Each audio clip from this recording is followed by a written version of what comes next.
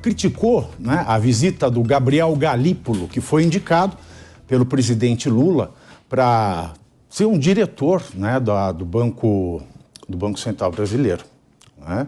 E nas suas redes sociais, o senhor disse o seguinte, vou abrir aspas, mesmo que o senhor na mesa, a autoridade monetária em nenhum lugar do mundo pode ser ligada a qualquer ideologia, ainda mais a movimento que comete crimes de invasão de terras.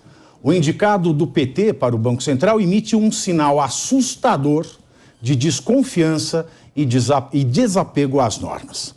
Eu fecho aspas, né? E vale acrescentar aqui, para quem não sabe, que neste final de semana a gente teve lá, não é, a feirinha do MST, e nessa feirinha o ministro da Fazenda, que é o Fernando Haddad, ele estampou uma propaganda de fubá de milho em um banner que foi colocado nessa feira do MST. Nas redes sociais, o Haddad, ele disse que tem orgulho de ter participado dessa campanha publicitária. Para quem nos acompanha pela TV e pela internet, vê aí, não é, o Haddad todo pimpão, né, segurando a farinha de fubá de milho. E valendo lembrar também que Benedita da Silva, não é, quadro histórico do Partido dos Trabalhadores, que já foi governadora do Rio de Janeiro, ela fez uma propaganda, né, de todos os produtos da lojinha, os produtos orgânicos da lojinha do MST. Senador Ciro Nogueira, um prazer tê-lo na nossa mesa. E, de fato, né, não só o BC, mas o Ministério da Fazenda, que é a dissolução do Ministério da Economia de Bolsonaro, antes ocupado com maestria pelo Paulo Guedes, estão aí estampando a cara do MST. O brasileiro precisa ficar preocupado com isso, senador? O brasileiro já está preocupado, né? Acho que você indicar um diretor do Banco Central, que eu tinha das melhores informações dele, e o primeiro ato dele é eu para uma organização que defende os crimes no nosso país, defende a invasão, vai de encontro a todo o nosso arcabouço constitucional e legal, é uma sinalização muito ruim.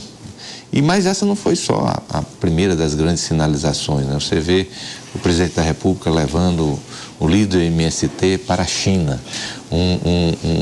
O presidente da Apex vai lá para a própria China, que é o maior consumidor nosso. Vai dizer que o agronegócio brasileiro é fruto de desmatamento. Então, são essas situações que deixam a população brasileira, não é que vai ficar, não, já estão muito preocupados com a condução da nossa política externa, da imagem do país para o mundo, principalmente no setor que mais produz no nosso país, que é o setor agrícola. O nosso agronegócio é o responsável pela nossa grande balança comercial, a maior parte dos nossos empregos, geração de divisas, no que diz respeito também a impostos. Então, é de preocupar, né, que eles tomem essa atitude, e esse diretor do Banco Central começou com o pé esquerdo a sua caminhada até o Banco Central.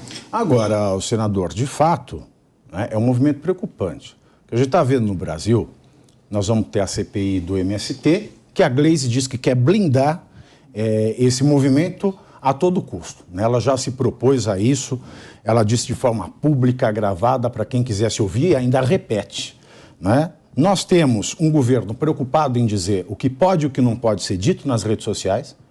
E veja, como é que um governo pode dizer o que pode e não pode ser dito se ele não sabe dizer que um crime que é crime no caso do MST? Porque o esbulho possessório é crime no Brasil há 83 anos.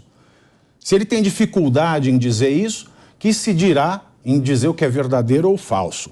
E, por fim, nós temos aí um Banco Central, nós tivemos uma alta da inflação puxada pelos medicamentos e que, imagino, se o Campos Neto tivesse recuado 1 milímetro daquilo que Lula vinha pedindo, a inflação teria sido muito maior. Agora, o Galípolo, ele fica no Banco Central? Qual vai ser a resposta do Senado para isso? Eu acho que vai. Eu fico preocupado. Ele vai passar, não tenho dúvida que ele vai passar. E ele vai passar e deve ser o próximo presidente do Banco Central. Isso é que mais nos preocupa. Galípolo, amigo do MST, próximo presidente do Banco Central? Então, é como dizia o Luiz Eduardo Magalhães, eu coloquei no meu Twitter no final de semana, não tem a menor chance de melhorar. É complicado. O nosso país, por conta desse erro... O Brasil pode voltar a ter uma crise econômica como a da Dilma Rousseff? Não tenho dúvida que vai acontecer. Melhor ou pior? Se continuar dessa forma aí, se continuar... Porque é um governo que só pensa em gastar. É um governo que mandou para o Congresso não um arcabouço fiscal, mandou uma pedalada fiscal. Se o Congresso não tiver responsabilidade de enfrentar essa situação, para que a gente possa ter estabilidade, o Congresso Nacional agora tem o dever, a obrigação de dar estabilidade ao país, já que o governo federal não está tendo isso. O governo federal é mais ou menos, às vezes eu comparo, ele mandou para o Congresso Nacional, é igual aquele sujeito que chega num banco e pede o empréstimo, aí, olha, eu pego o empréstimo, sim, mas cadê a garantia? Não, não tem. E se você não pagar, diz, não, eu mando uma explicação para vocês aqui dizendo que não pude pagar. O que eles fizeram foi isso. Na prática, para as pessoas entenderem isso em casa, foi isso que eles mandaram para o Congresso Nacional. Espero, até o relator é do meu partido, conversei com ele, que nós temos que modificar, que nós, em hipótese nenhuma, nós podemos passar uma imagem então, para o mundo que não tem mais responsabilidade fiscal no país. É um bilhete de devo, não nego, pago quando puder e se não puder, não pago nunca. E não paga nunca, porque o governo só pensa em gastar. Né? Você, quando tem um problema numa empresa, né, você vai cortar custos, você vai diminuir gastos. O governo só pensa em gastar. É cargos para a companheirada, é aumento de ministérios, agora vão para cima das estatais para distribuir com a companheirada. Os fundos de pensão já estão sendo distribuídos por figuras carimbadas do passado. Então, maus momentos nós iremos ter. Agora, o senhor disse aqui que o Galípolo passa no Senado. Passa. Né?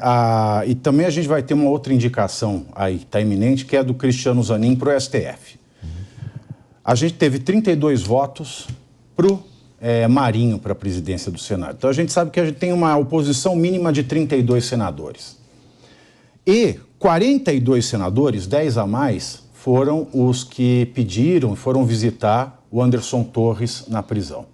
O senhor acha que é possível dizer que nós temos hoje uma base de oposição de 42, que é passível de negar na sabatina a indicação do Cristiano Zanin para o STF? Não, eu acho que sim. Porque nós temos que separar. Nós temos uma base hoje lá para aprovar o marco do saneamento, como deve acontecer, a lei, o PL que aprovou, aí nós temos essa base.